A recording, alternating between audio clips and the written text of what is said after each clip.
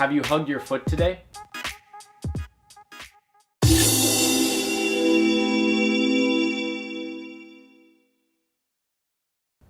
Hey all, what is up? Reese here, and I've got a brand new sneaker pickup to show you. What we're looking at today is the Nike Air Huarache Run 91 Quick Strike in white, game royal, black, and dynamic pink. These released overseas at the end of 2017 and in the US on January 11th, 2018 with a retail price of $130. Now as we're going through this review, I'd love for you to leave a comment down below and let me know what you think about this shoe, both the Huarache line overall and this particular release. If you enjoy this video, don't forget to hit that thumbs up button, and finally, if you're new to my channel, make sure to subscribe to stay up to date with all of my latest videos. Originally released in 1991 as the Nike Air Huarache, this shoe was designed by Tinker Hatfield and was the very first shoe at Nike to bear that Huarache name. This name was taken from a style of Mexican sandal, and that idea really came from, as this design was coming together, the thing that Tinker was kind of focusing on was this mentality of a sandal where you have a good base below you, but you've kind of stripped away some of the stuff that you don't need on the upper. Now obviously this was designed for runners, so it's a lot more prevalent, there's a lot more material, there's a lot more going on than a sandal, but it was just that idea of kind of coming up with a more minimalist shoe where you could get rid of some of the materials and some of the bulk that were pretty common in the early 90s, but that weren't necessary for a shoe if you could find other ways to add the proper support and cushioning and things like that. The key innovation with this shoe, the piece that's become the defining characteristic of the entire Huarache line, and the reason that they were able to reduce some of the bulk and material use here, was the addition of a Neoprene Bootie.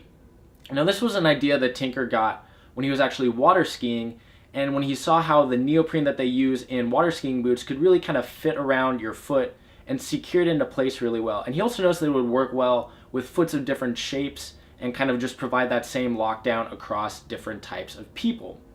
He took that idea to sneakers, and this was really the first time this had been implemented on something like a running shoe, and was able to create something where you've got good lockdown, good kind of support through the back part of your foot, without needing to have a whole lot going on around there. The caging back here is actually really, really minimal. You've got this TPU that kind of forms a little bit of a cage around the side, and then the only extra heel protection is just this tab running along the back, and then you've got that neoprene just kind of cradling your foot in there. It was a pretty interesting design, and it was a good precursor to what we've seen with shoes like Nike's Freeline and other kind of more minimalist running shoes over the past 15 to 20 years. Focusing on this release in particular, these are really meant to be a return to OG form for this shoe. The first retro releases came in 1999, and we've seen a pretty steady stream of colorways, both retro and new, since then. I know over the past 4 or 5 years, it's just something where you are constantly seeing new versions. You can go right now and find so many different colors, so many different material options, all sorts of different things. But this one, they really wanted to bring it back to the original in terms of the colors, the materials, getting that all correct, getting the shape of the toe box and the side. And another really cool detail, it's kind of a minor thing, but one that I really love to see and that shows how dedicated they are to really bringing this back together, is the addition of that simple woven tongue tag. Now we're used to on the Huarache seeing that kind of rubbery Huarache logo patch, but it's important to remember that when these were first introduced back in 1991, this was the only shoe in the Huarache line. It wasn't even a line at that point. It was just a new thing that Nike was trying. No one knew if it was going to be successful. No one knew for sure that it was going to lead to so many different things like a basketball shoe, cross training. We're still seeing new Huarache models getting introduced. But so it's cool to see them really taking this back to the roots. And along with this, like getting the shoe itself correct, they did some cool things with the packaging. So one of the main slogans for the ad campaigns back when these were released was, "Have you hugged your foot today?" And they actually included a neat little pin that says that with the Nike swoosh in the release. They also use the paper inside of the box as a place to print some of the original ads for the shoe. Again, a small thing, but it's really cool to see them kind of tying it back together with the history of this model and just kind of bring a release that celebrates where the entire Huarache line has come from. Now with all that said, we'll dive now into a close-up view and take a look at the colors, materials, and everything going on with this sneaker. So here's the pin that comes with the shoe. You've just got some more information on the back. Taking a look at the box then, you've got Just your normal red Nike sportswear box. On the side, though, we do have a sticker that features the Huarache logo. You've got your size and information tag. And then finally inside, we've got that special paper. Getting into the shoe itself, one thing to note, this is an OG colorway, but the color names have changed. So originally this was the royal blue and pink flash pair. Now it's game royal and dynamic pink. But regardless, it's cool to see them bringing back these OG colorways. I love this combination. It's just like a really, really nice early 90s vibe. Getting into the upper, though, we'll take a look at some of the materials. So for the overlays along kind of the eyelets and then the toe box, you've got a really, really nice and soft white leather. It's slightly tumbled, nothing too crazy, but we'll get a look at some of the detail right along there. You can see it there at the toe box as well, wrapping all the way around.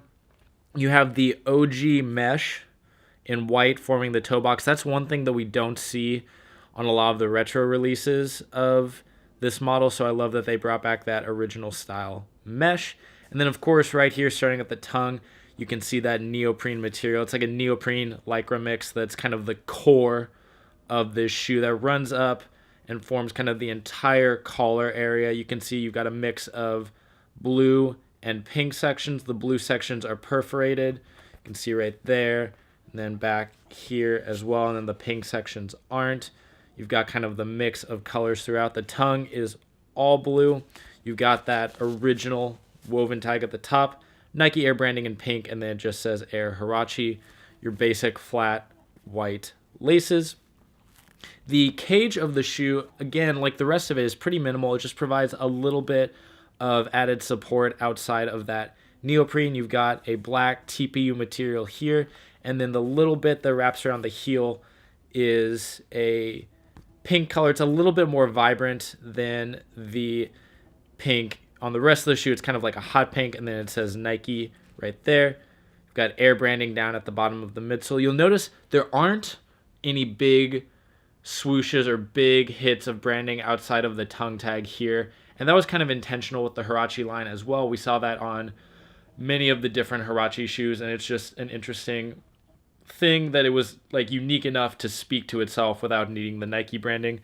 The lining of the shoe is pink, the insole is white, and you got Nike Air branding right there in pink. The midsole is Phylon, but it's really, really soft and it's pretty lightweight. You can see it's a little bit chunky, kind of like a lot of things in the 90s. You got a couple different patterns going on. Now, originally these had encapsulated air in the heel and the forefoot. I think the retros still do, but without having torn it open, I don't know for sure. I know Nike sometimes likes to skimp out on the forefoot air in some of their retros that are now lifestyle models. So if anyone knows for sure if they have both air units, definitely let me know down in the comments below. But then finally, you've got kind of a traditional waffle pattern for the outsole, a couple section of color, but mostly black with white hits. And then again, you've got your Nike Air branding right there in pink. That wraps it up for the review of the Air Huarache Run 91 Quick Strike. I'm really happy to have these. I love the return to OG form. The quality here is really nice. There's honestly nothing I can complain about. Let me know down in the comments below what you think about these if you haven't already, if you're picking them up, if you are waiting to see if they drop in price at all. Just let me know down below. But with all that said, thank you so much for watching and have a great day.